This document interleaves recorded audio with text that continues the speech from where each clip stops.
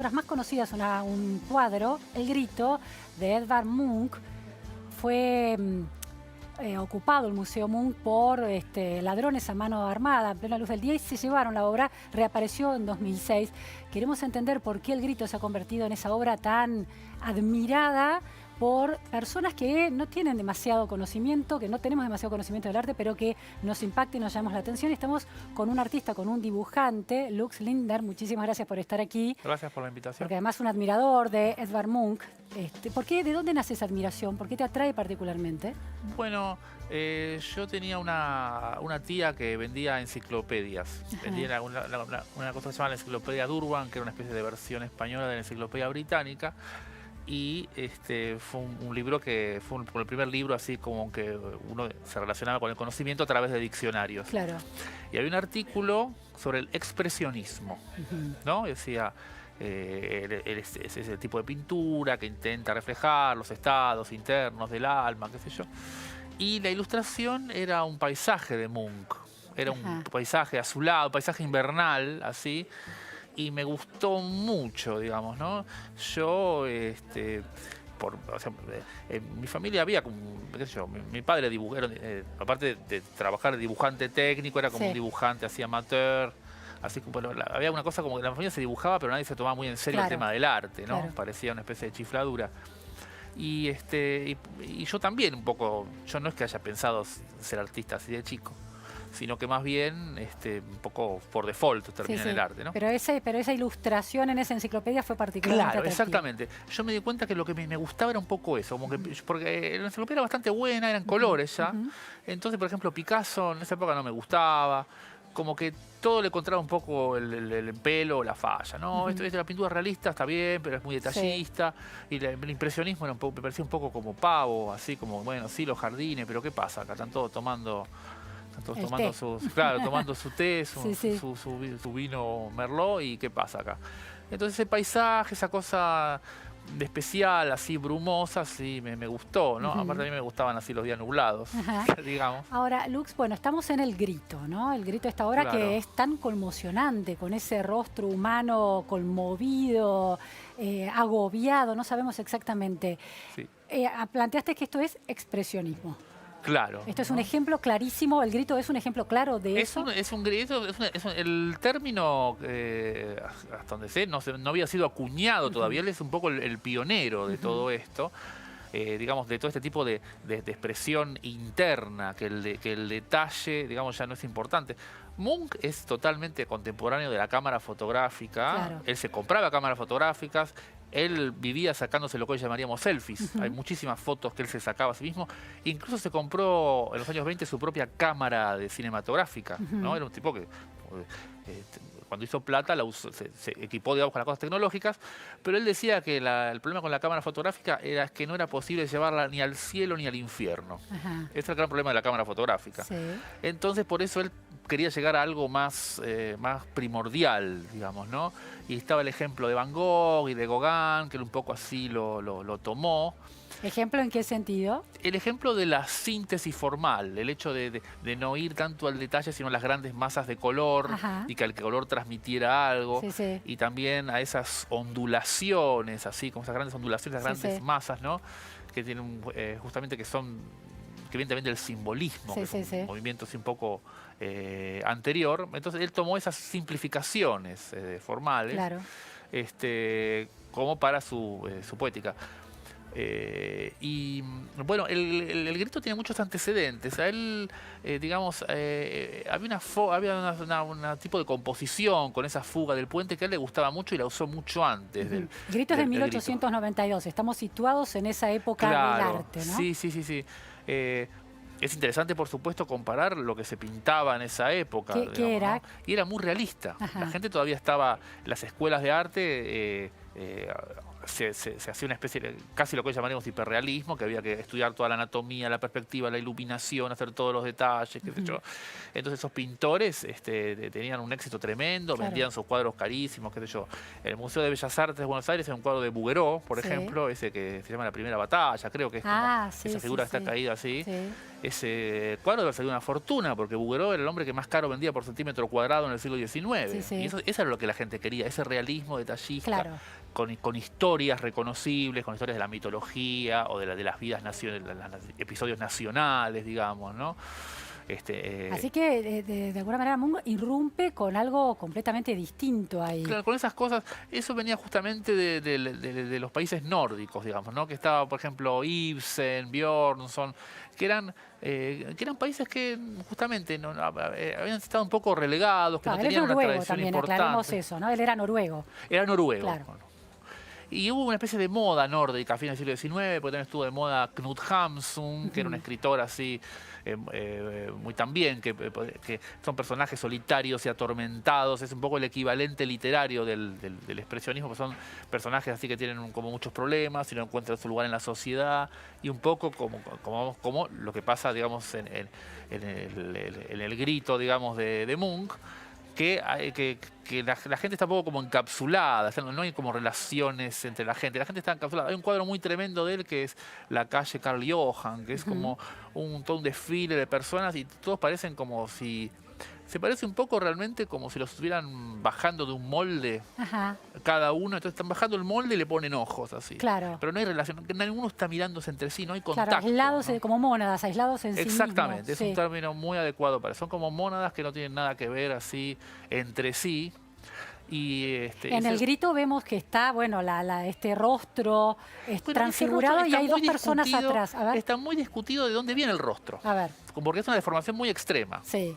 Yo la última teoría que escuché es que él vio una momia peruana en no sé qué exhibición. Una momia incaica. Una momia incaica. Sí. Y aparentemente, y no me pareció tan descabellado porque él después no volvió a usar tanto esas deformaciones. Sí, estaba en el Museo Británico después de esa momia incaica en ese momento. Claro, y él es posible que haya visto una reproducción. Es posible, digamos. Yo la verdad que no. Pero insisto, la composición, esos puentes fugados, a él se ve que le producían algo, le interesaban en tanto composición, ¿no? Porque hay unos barcos de fondo, estoy viendo, ¿no? Y hay dos personas caminando atrás.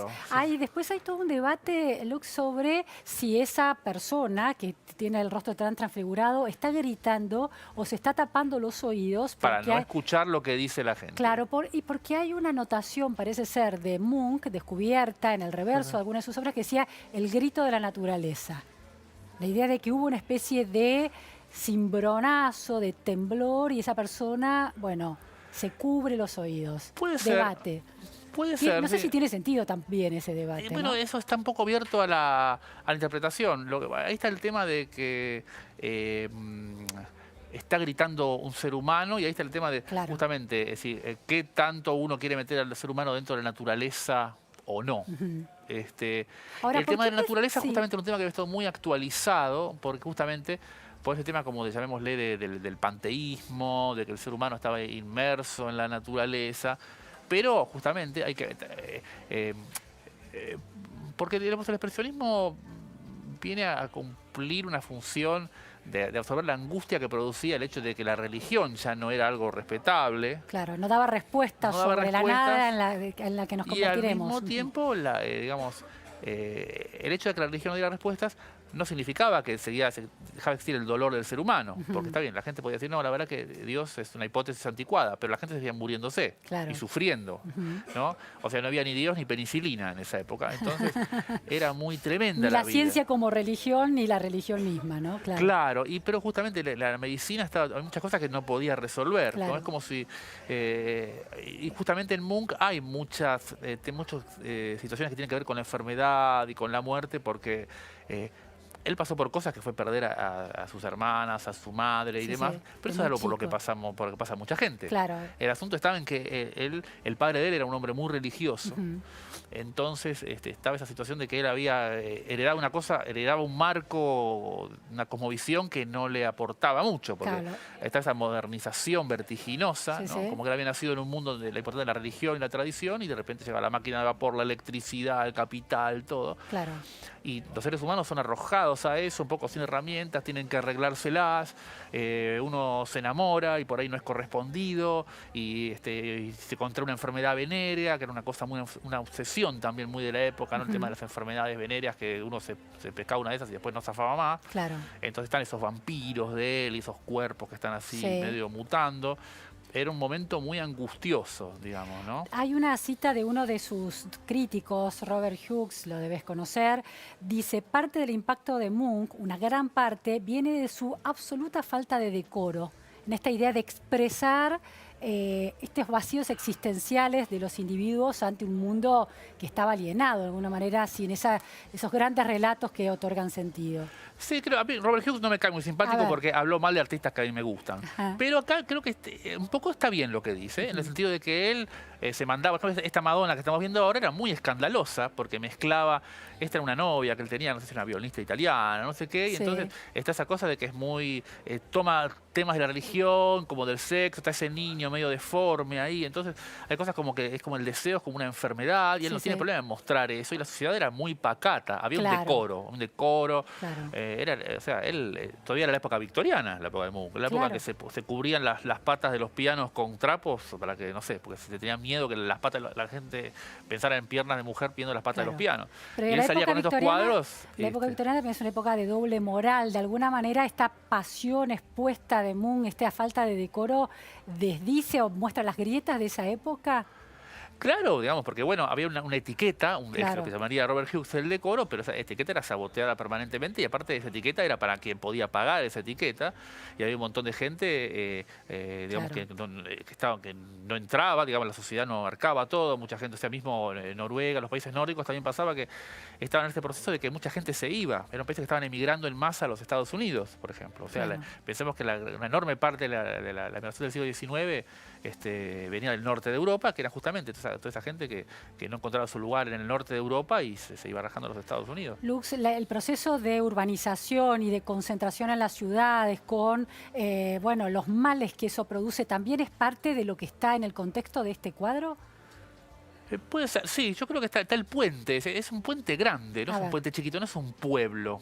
Claro, o sea, es un puente, hay algo como que justamente están esos barcos, toda esa actividad, es algo que podría ser algo de la gran ciudad. Yo creo, por ejemplo, en este cuadro de la calle Karl Johan se ve más eso de que él vivió en ciudades grandes y a él le gustaba por una parte estar así medio recluido, pero también muchos de sus temas son ese tema de la alienación urbana y del aislamiento. Urbano. Que esa es una interpretación clásica, ¿no? Que se sobreimprime sobre el grito, la idea de la alienación. Yo la verdad que no he hecho un inventario de las interpretaciones del grito, porque justamente es un cuadro que me gustó y en algún sentido nunca me puse como a estudiarlo. ¿Por qué crees que se hizo tan famoso y la gente lo reconoce? Es un cuadro que la gente puede reconocer. Quizás no sabe exactamente quién es el Y tiene una eficacia visual importante. Yo creo que tiene una eficacia, digamos, la composición es como muy neta, hay como unas rectas muy violentas, la figura es muy dramática. Como tenemos, al mismo tiempo, hay como unas figuras de fondo, hay como maneras de... con muy pocos datos ubicamos. Los personajes del fondo tienen como sombreros aparte, ¿no? Entonces eso indica que son... Este no tiene sombrero. O sea que este como si hubiera perdido la chaveta, cuando se me vuelve la peluca. Claro. Entonces... como un outsider, con alguien que ha quedado marginalizado en la sociedad. Seguramente los personajes del fondo son los que para Robert Hughes cumplían con el decoro. Claro. ¿no? Y están esos barcos ahí, que aparte justamente dice que...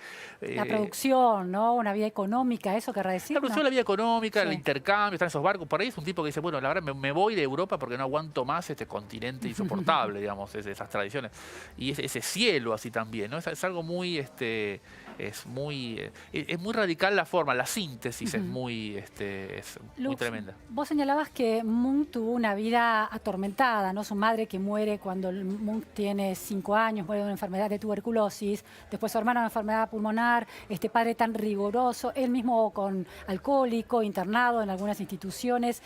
Detrás de una obra como esta que tiene tanta intensidad en lo que comunica y un sentimiento tan trágico y tan absoluto, ¿necesariamente un artista tiene que tener una vida en esos términos intensa, disruptiva y monstruosa de alguna manera? Bueno, Munch vivió más de 80 años, así que digamos, no es que era un rockero que se murió de sobredosis a los 27 años, no estaba en el club de los 27. Claro. Y aparte él realmente tiene obras muy tranquilas, tiene obras muy tranquilas.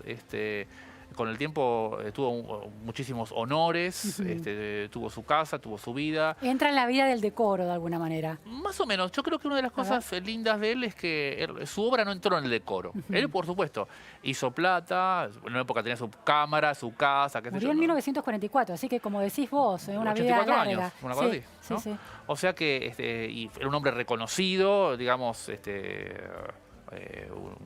universalmente, digamos, como que los nazis lo atacaron porque justamente les parecía una muestra total de arte degenerado, pero aparte de eso era un hombre totalmente consagrado y realmente tiene obras muy tranquilas y muy felices, e incluso uno de sus últimos cuadros, que él está parado en la cama, considerando que son los últimos cuadros y su nombre que piensa que va a morirse, qué sé yo, es un cuadro muy sereno y alegre. No es una cosa ni desesperada, ni siniestra, ni nada. O sea que, digamos, obviamente el grito tiene, digamos, esa intensidad, ese radicalismo que tiene. Porque es muy sintético.